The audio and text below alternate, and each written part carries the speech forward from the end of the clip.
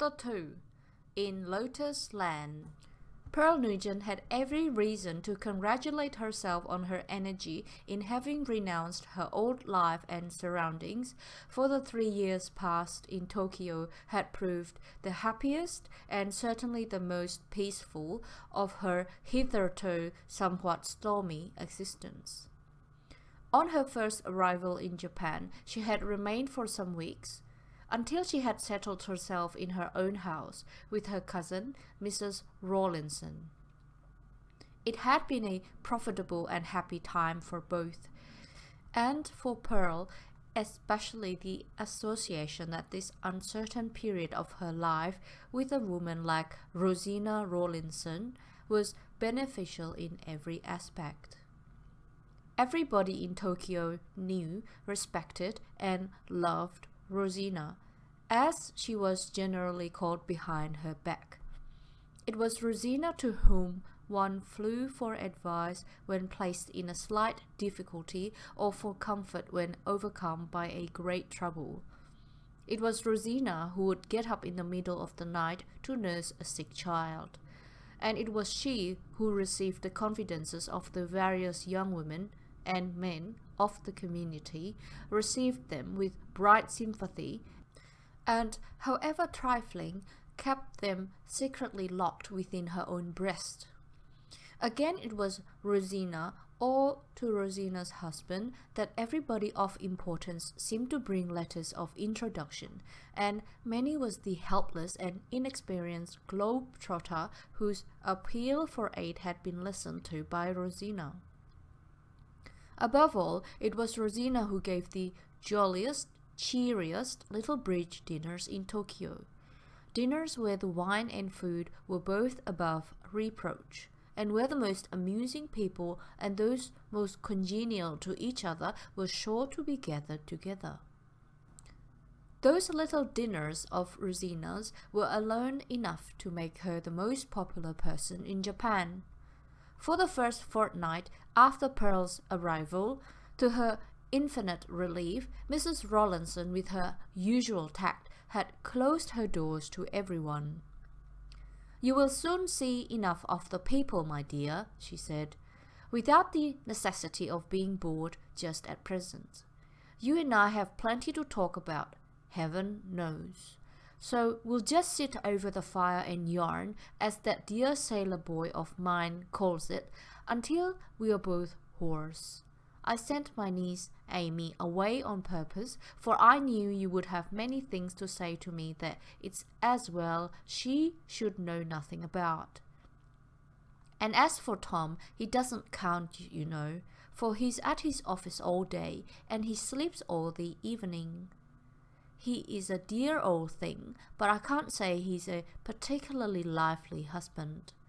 He says I do the talking for both, but even in that case one expects more than a grunt as a reply, and I assure you that is often all he vouchsafes me."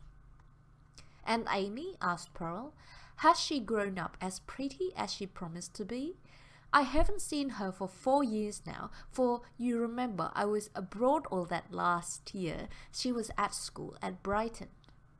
"I'm anxious to know what you think of Amy," responded Mrs. Rawlinson. "Out here she is considered a beauty, but of course, coming straight from Europe as you do, and accustomed to seeing all the loveliest women in Paris and in London, you may think nothing of her.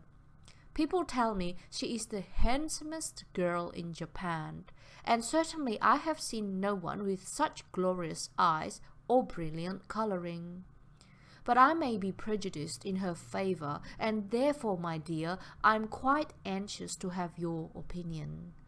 One thing, however, I do know, and that is, she is the most terrible flirt that ever was born. What I have gone through, my dear Pearl, with that girl, no one knows. She has had heaps of offers, good ones, you know, from diplomats and people in excellent positions, but my lady turns up that pretty nose of hers at one and all. Pure conceit, I call it, for she knows she is penniless. I always tell her that under the circumstances she's lucky to have had an offer at all." "Yes," replied Pearl, "girls at home are now beginning to find that offers of marriage are not to be had by merely looking pretty or even by being clever and amusing. The practical, modern young man generally thinks of his pocket before all other considerations. Looks and intelligence are quite in the minority, I assure you." "Of course, but I might just as well speak to a stone wall as to discuss the advantages of matrimony with Amy.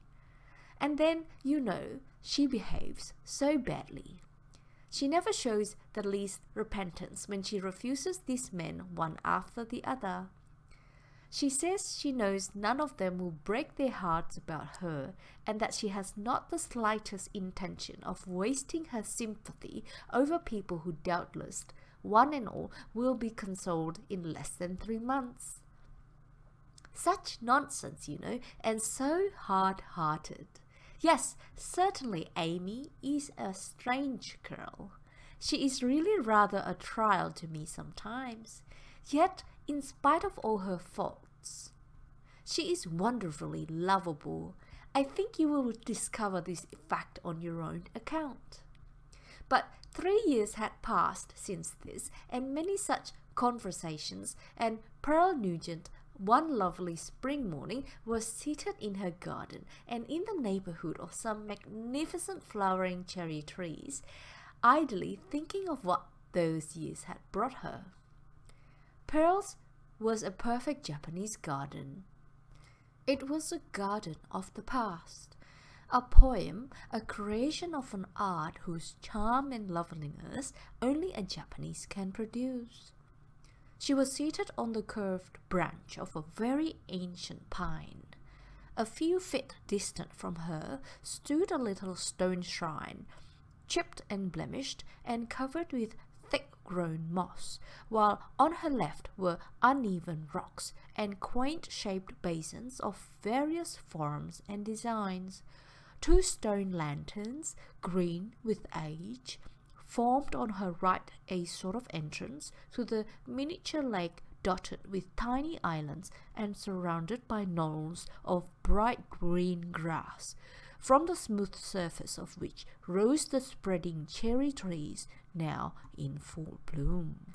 Some of these cherry trees had great gnarled trunks and were very ancient. Their fallen petals, covering the turf, formed a carpet like delicate pink snow, while above was one glorious burst of blossom, hiding every branch in its mantle of perfect form and beauty. In and out of the little knolls and hills and elevations, which were reached by stone steps of various shapes, were sanded paths which looked as if they never were meant to be trod upon, and to prevent such a desecration, flat, queer-shaped stepping stones were placed in a strange and irregular positions. Everything was irregular and unexpected in this fascinating garden.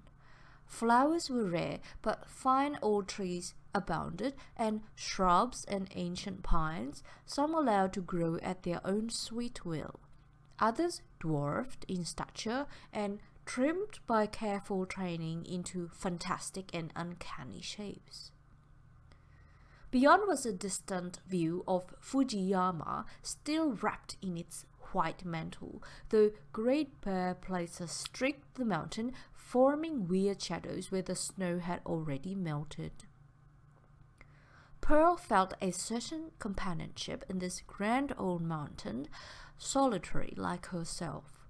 She would sit for hours watching it in all its different, but ever lovely aspects, at one time in its snowy covering, almost dazzling the eyes in the brilliant morning sunshine, and later on at eventide but vaguely distinct through banks of heavy purple clouds, till gradually fading from view.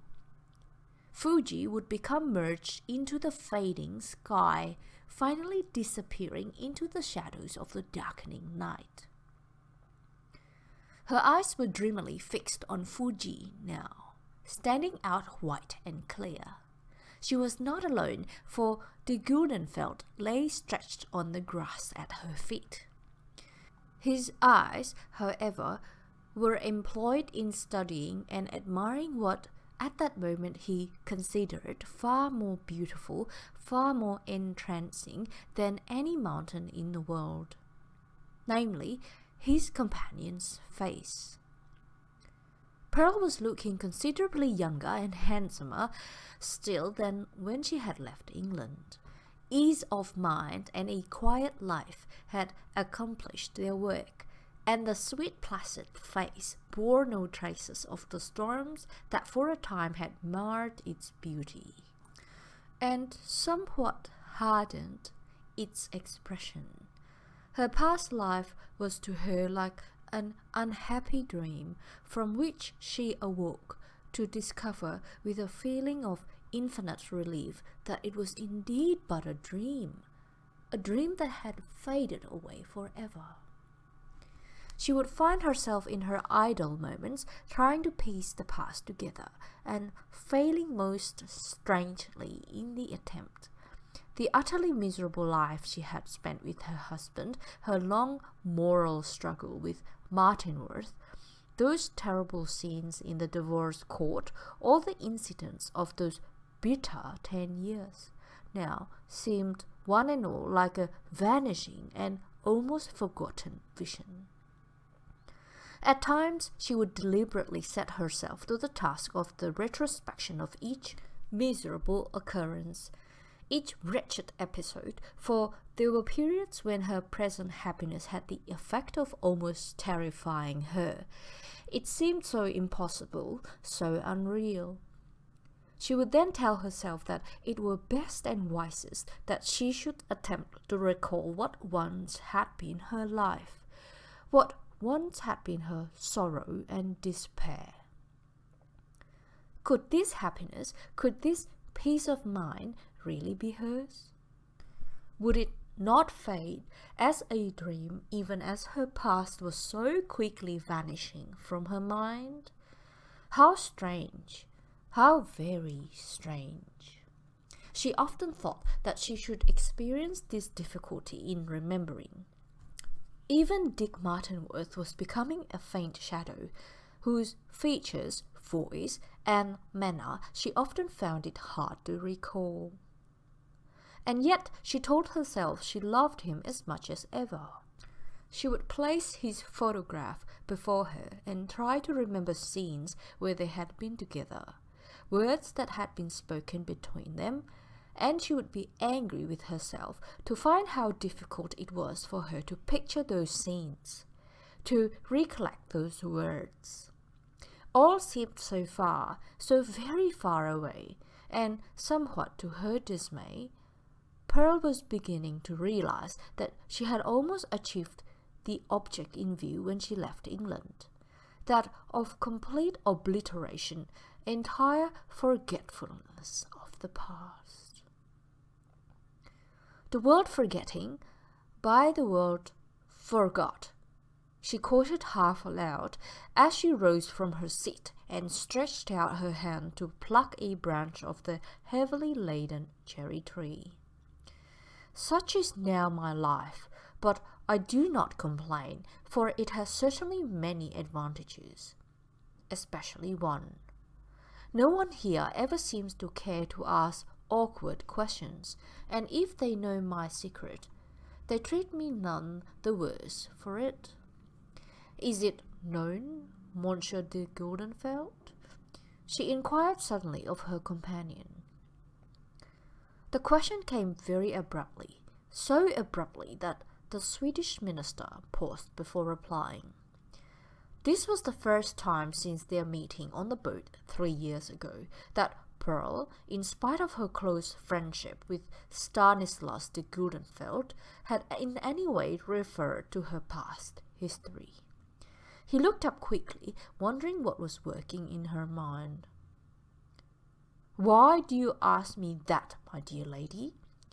he eventually inquired, flicking the ash from his cigarette. "Yes, why do I ask it?" she echoed. Why do we ever wish to know anything that may possibly prove painful to us? Why not rest satisfied with this happy, dreamy, forgetting life? Why not, indeed? What a true lotus eater I have become since I came to live in this poetical, beautiful Japan. I hardly know myself.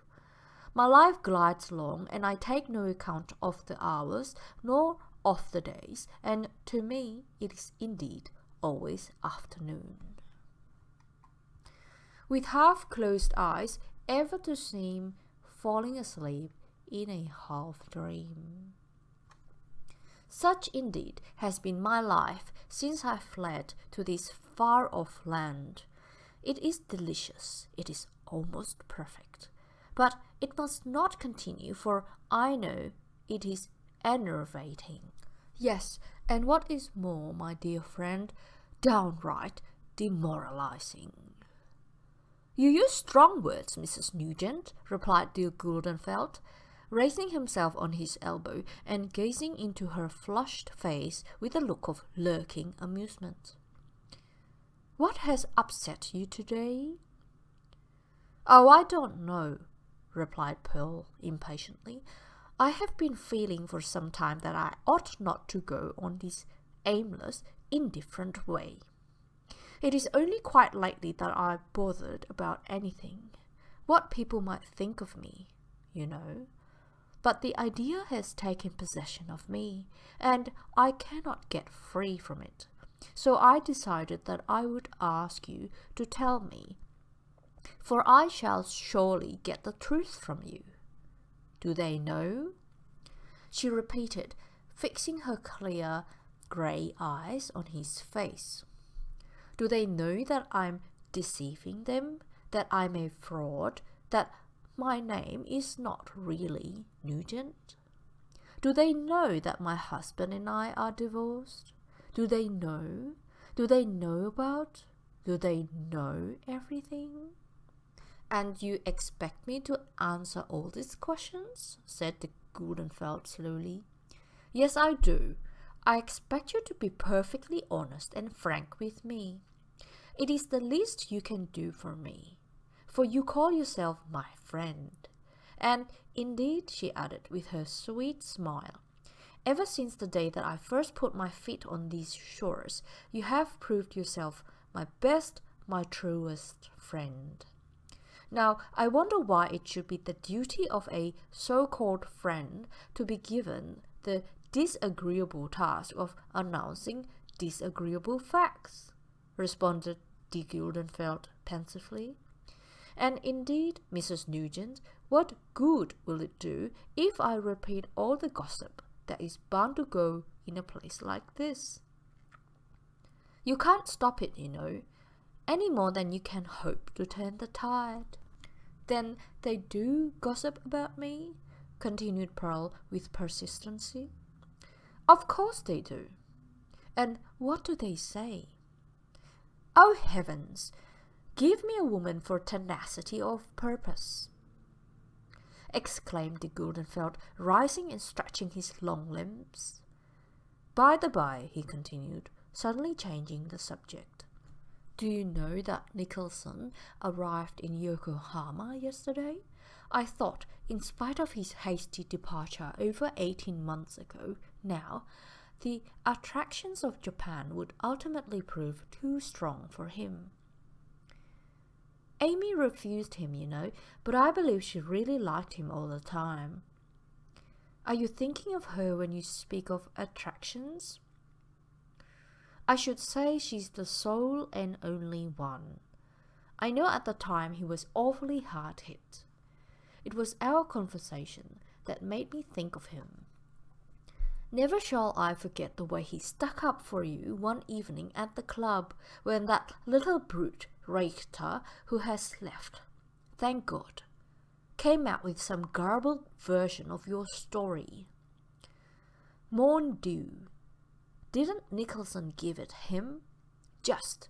He is such a lazy, nonchalant beggar that one never expected to see him fly into such a passion. We all stood aghast while he lashed the mean little brute with his sarcastic tongue. "Yes, you have got a loyal, good friend in Nicholson, Mrs. Nugent. And another in you. Yet you changed the conversation to avoid telling me what I want so much to know. It is not very kind of you, I think." "Well, I suppose you will get your way in the end," De Güldenfeldt replied with a smile, "so I may as well surrender without further hesitation. Yes, people know your story, Mrs. Nugent. However strictly your cousin, Mrs. Rawlinson, Nicholson and I have kept the secret, it has somehow oozed out. I firmly believe that it was those globe-trotters, the Clive Carnishers, who, recognizing you at the last chrysanthemum party, set it about. At any rate, it is known at the English legation who you really are, for Thompson spoke to me about it one day. You see," he added deprecatingly, "if you had never entertained, if you had been ugly and stupid and uninteresting, people certainly would not have troubled their heads about you, nor have gone to the bother of raking up old stories. But being what you are, charming and beautiful, no matter if you hide yourself in the moon, no matter if you change your name 12 times, no matter if you live the life of a hermit, your story, dear lady, will follow you to the end of your existence. There, now I have given in and told you the truth. And what good will it do you? I should like to know." "It has already eased my mind considerably, only that," replied Pearl. "I don't know what has possessed me of late, but I have felt as if I were a cheat, a fraud. You see, I have grown fond of the people here, both Japanese and Europeans, and I have begun to recognize that I was rewarding their kindness, but indifferently. Because I was Rosina's cousin, everyone, when I first came, received me with open arms. Then I think they got to like me a little for my own sake. Now, you tell me they know my story. Well, this shows at any rate that I was right in leaving England and choosing instead this dear Japan as my home. It is only in a place like this that one would find so much kindness, so much indulgence. The foreign community is so small, so very restricted, you see, that I suppose people can't afford to be too exclusive, too particular," she added, rather bitterly. De Güldenfeldt did not reply. He knew there was considerable truth in Pearl's remarks. If Mrs. Nugent had remained in England, she would henceforth necessarily have only been received on sufferance. She would by degrees have sunk into the ranks of les deux classes, with no fixed abode, reduced to wandering from second-rate watering places to out-of-the-way continental towns, seeking rest and finding none. Thus her youth, embittered and disappointed, would finally have passed, and she who formerly had ever been welcome within the portals of good society would have found herself crawling on her knees, discrowned outside those closed gates. Here, on the contrary, in the limited European society of the facile East, in spite of varied and garbled versions of her story being known, not only did she receive and was received, but she was considered an acquisition, indeed, much sought after for her beauty and sweetness, her charm and many social talents. As De Güldenfeldt walked away from Pearl's house that day, he was very pensive. The knowledge that he loved Pearl Nugent came as nothing fresh to his mind. He had been fully aware of the fact since their encounter long ago on board the Canadian Pacific liner. At that time, however, if anyone had ventured to tell him he would have ever contemplated marrying a woman who had gone through Pearl's unfortunate experiences, a woman who had been tarred by the dirty brush of the divorce court, he would have been the first to have scouted the idea as utterly impossible and absurd. Stanislas de Güldenfeldt was extremely ambitious. His profession was his god, and ever since the day he had entered on his career, all his natural tastes and longings, all his passions and desires had been subservient to this love of his profession and to the determination to excel. He was possessed of many talents and a considerable amount of good looks, which gifts, combined with great charm of manner and the attractions of his position, all helped to make him a favorite with men and women alike. But a natural cautiousness of disposition, together with this ruling love of his profession, caused him to feel general indifference as far as women were concerned, and though he certainly affected their society and was never otherwise than courteous and charming towards them, he had, with but one or two exceptions, been but little influenced by the feminine sex throughout his life. These exceptions had on each occasion proved themselves episodes rather of a pleasant than of a painful nature. He had experienced, nevertheless, a certain relief when, in the natural course of events, these chapters of his life were closed, and with a mind free from all outward influences, once more he could devote this time and his thoughts entirely to his work. He would tell himself that in the abstract he admired women, that on the whole he thought them superior to his own sex. Then he would find himself wondering how it was that in spite of this undoubted admiration, and what indeed might also be called veneration, he had really loved them so seldom, why the real depths of this nature had been so little stirred, so little troubled by their presence. He knew the answer to that question well enough, but he would seldom give it even to himself. For he frequently felt irritated with himself at this entire absorption in his work, and above all for what he was wont at times to fancy was an absolute want of sentiment in his nature. And yet as he emerged from Pearl Nugent's garden that spring morning, Monsieur De Güldenfeldt realized to the full what he had more or less known for 3 years past, that he was even as others were, and that he could love with the full power of his long pent-up feelings. And learning this fact, instead of blushing, he lamented his fate. He thought of Pearl with her distinguished yet perfectly simple air. He thought of the straight, clear-cut profile, and the firm, rather square little chin, of those pure and clear grey eyes, and the habit she had of doubling her fingers tightly into the palms of her hands. He thought of those many outward examples of her firm and reliant character, and his heart sank. He felt he desired her above everything in the wide world, and he knew as surely as he knew he was himself that if he wished to gratify that desire, he must marry her. Stanislas de Güldenfeldt had not studied Pearl's character for 3 years for nothing.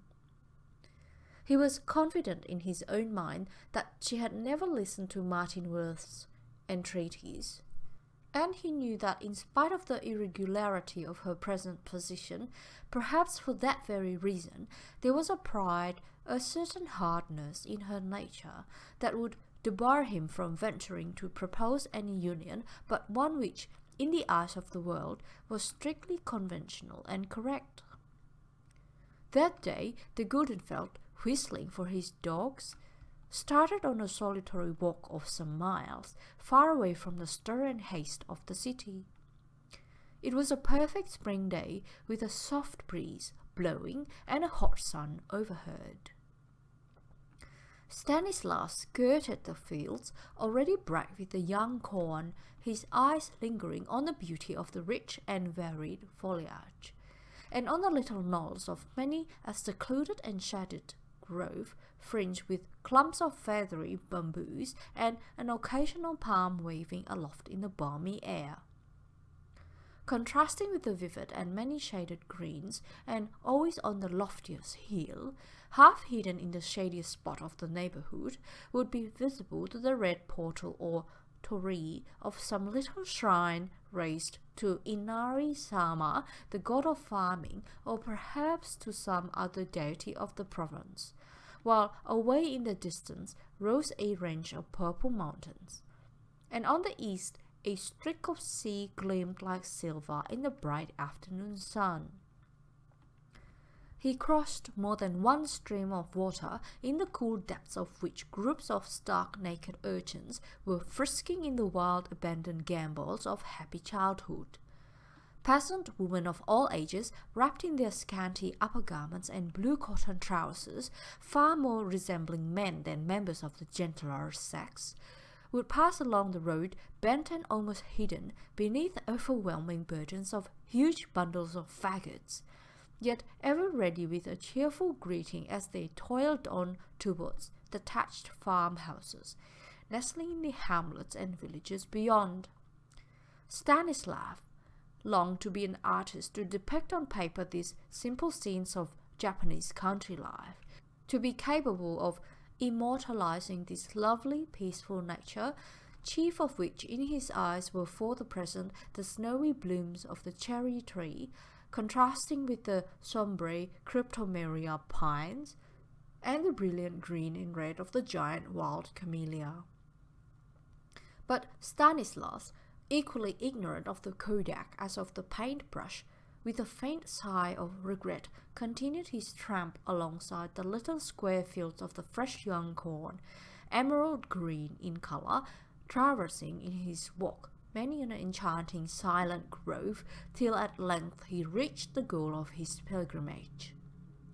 Hidden away in the little village of Meguro, and overgrown by vegetation, is a miniature and ancient graveyard. Two grey and battered stones, half fallen on the ground and half hidden in the long rank grass, is all that is left in this old burying ground to mark the last resting place of the dead. Stanislas knew well the pathetic love tale connected with these gravestones, placed there over 300 years ago, and he paused to examine once again the faint inscription borne by one of them. "The tomb of the Shiyoku," he read, the Shiyoku being, he knew, fabulous birds, emblems of love and fidelity. This moss-grown stone, lying battered and broken before him, told of a love tale romantic in many of its details, and tragic in its ending. There it had stood for generations, the sole memorial of the burial place of the robber, Gompachi, remarkable for his valour and great personal beauty, and of his companion in death, the lovely and loving courtesan, Komurasaki.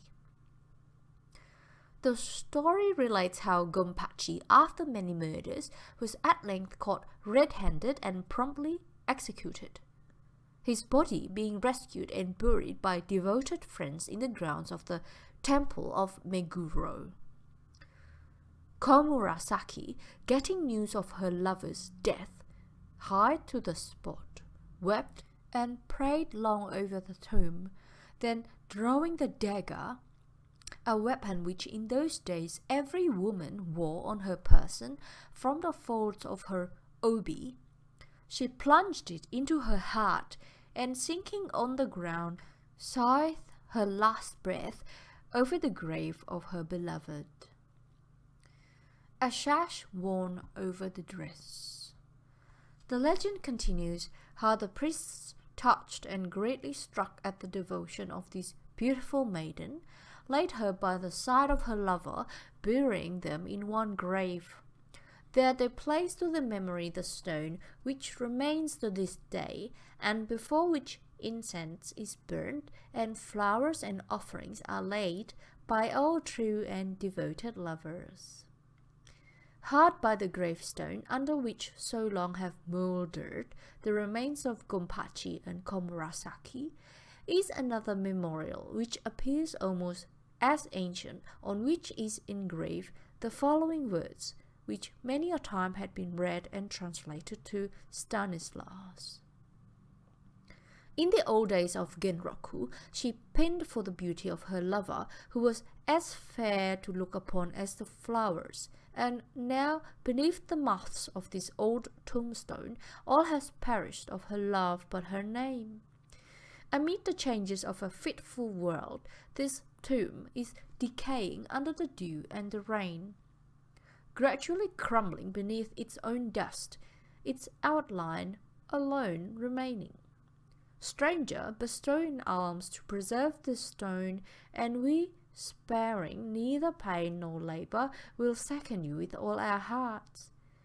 Greeting it again, let us preserve it from decay for future generations, and let us write the following verse upon it. These two birds, beautiful as the cherry blossom, perished before their time, like flowers broken down by the wind before they have borne seed. For some time, De Güldenfeldt hovered round this romantic spot, musing long on this old world tale of love, faithful and lasting even in death. But the time wore on, the shadows lengthened, and half regretfully he rose, wending his way to the Buddhist temple of Fudo-sama, a spot that he knew well, buried within a grove of ancient maple trees. This was a very favourite resort of his. He passed through the torii or stone gateway, bounding up the many steps that led to the shrine, and before which was placed the deep stone-lined basin of water, kept replenished by the ancient bronze fountain, carved in the form of a dragon, spouting out from the rock behind. Stanislas sat himself down by the basin and, lighting a cigarette, ruminated on the strange superstition that to this day induces many a weary and penitent pilgrim, winter and summer alike, to stand over for hours at a time under the rushing waterfall. There they would patiently stand, praying fervently that the icy water, in cleansing and purifying the body, would, by the intercession of the merciful and all-powerful Buddha, thus cleanse and purify the soul within. De Güldenfeldt lingered for a time beneath the maple and cherry trees, while bright-faced, bright-clothed Nessan, from the picturesque tea-house hard by, brought him tiny cups of Japanese tea, chattering in their happy childish way, with laughter, smiles, and bows. He sat there for over an hour thinking deeply, and when at length the sun, sinking behind a hill, warned him that it was time to go, his resolution was formed. He would ask Pearl Nugent to be his wife. After all, what was his profession to him compared with his great absorbing love? It was true that hitherto all had been sacrificed to his career, but that was before he had met Pearl, before the love that now filled his heart had taught him what it really was to live and to enjoy.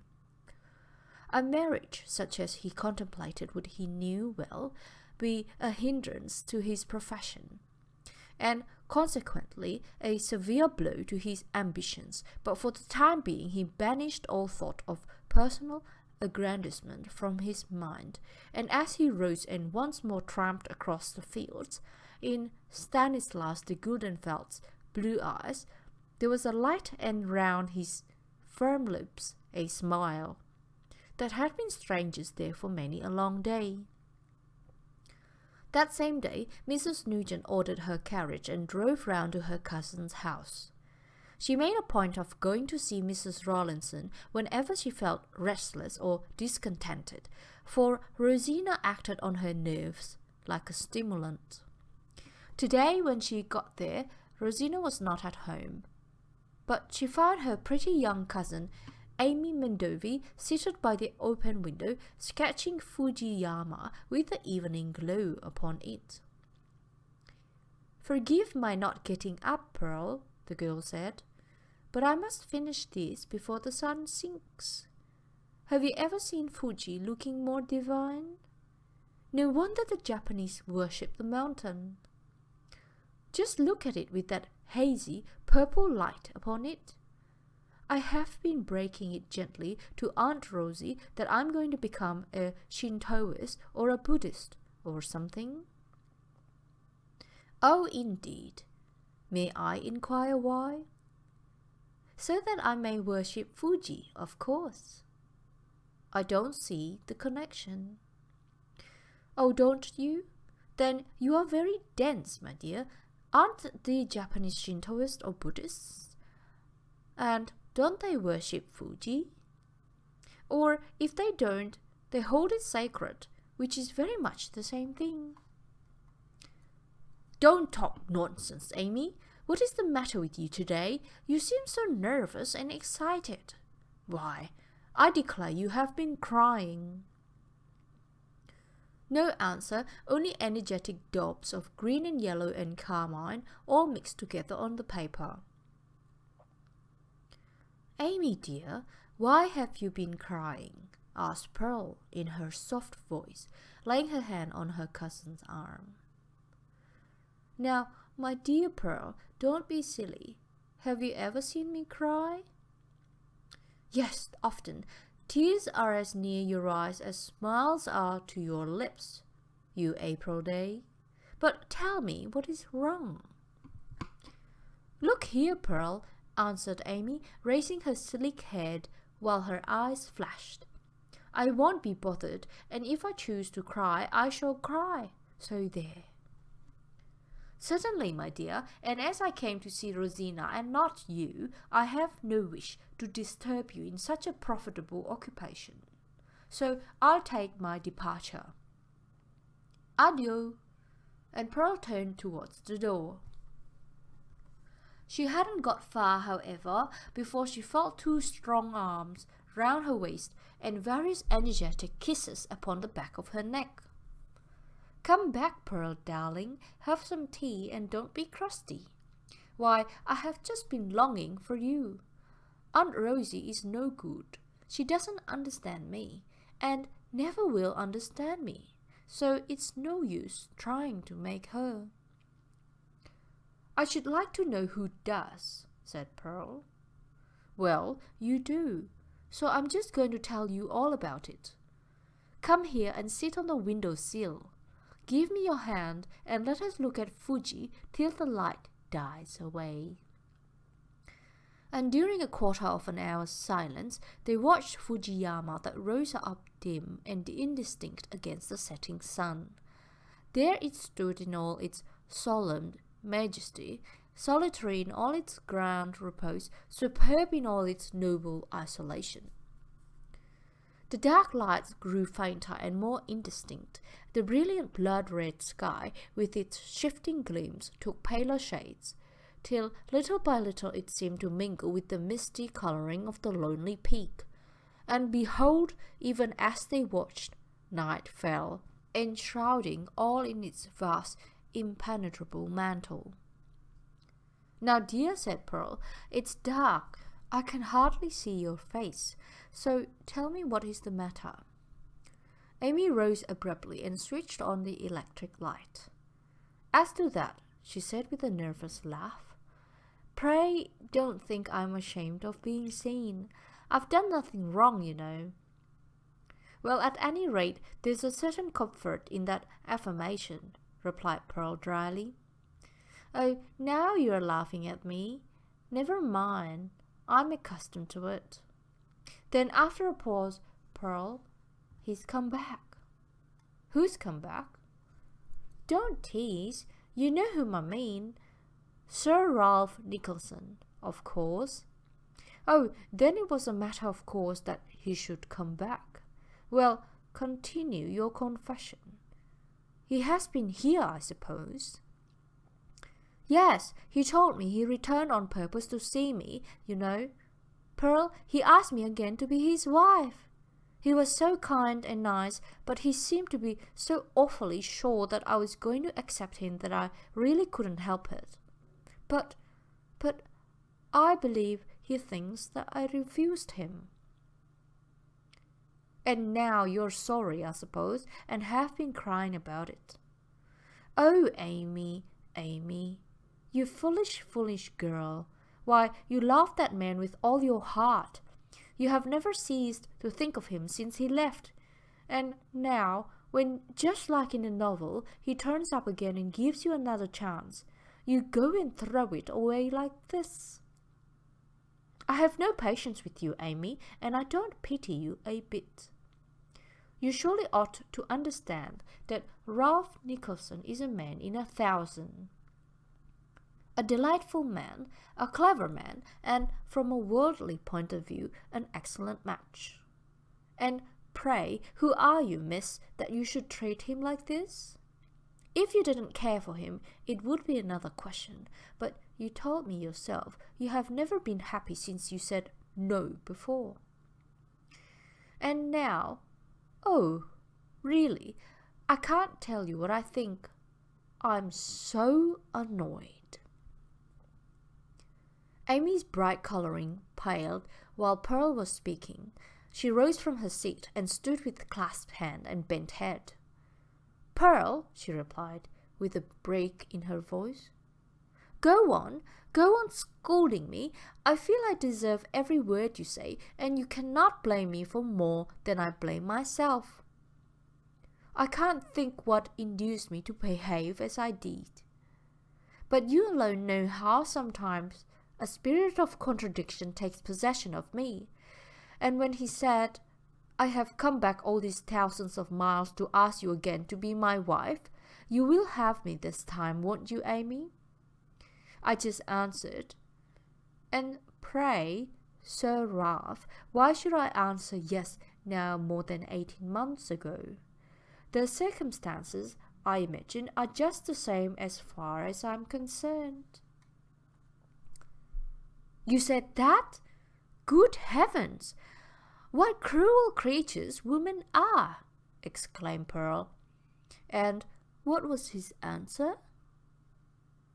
I think he turned very white, and he said, This, then, is your only answer after all this time? And what did you reply? What did I reply? Oh, nothing. Nothing? Oh, Amy! I couldn't, Pearl, but I did the next best thing. I went to the piano and played some bars of a waltz, that waltz of Strauss, to which he and I have danced so much in the old days. Of course I thought that he would understand by that I didn't mean no exactly. A woman would have understood the nuance in a second, but men are so dense. I put plenty of expression into my playing too, but when I looked up, he was gone. Pearl couldn't help laughing at this very original form of replying to an offer of marriage. She took the girl in her arms and kissed her. Really, Amy, you are the most extraordinary girl. What other person would think of doing such a thing? You really deserve that he should never come back again. A serious man like Sir Ralph is not to be coquetted with like a boy. He put you a question on which depends the happiness of his life, and all you seem capable of doing is to reply in this flippant manner. Don't you think I see all that clearly enough now? Replied Amy mournfully. And what is worse, there is a mail going out tomorrow, the China, and I'm convinced he will sail by it. "Oh, Pearl, do help me. What am I to do? I can't let him go away again. I really can't." "Now look here, Amy, if I come to the rescue in this matter, which is far more than you deserve, miss, will you promise to be guided by me?" "Well, you know, Pearl," replied Amy with a mischievous light in her eyes, "I hate making promises, for I no sooner make one than I find c'est plus fort que moi, and lo, it is broken. But in this case my own interests are so much at stake that perhaps...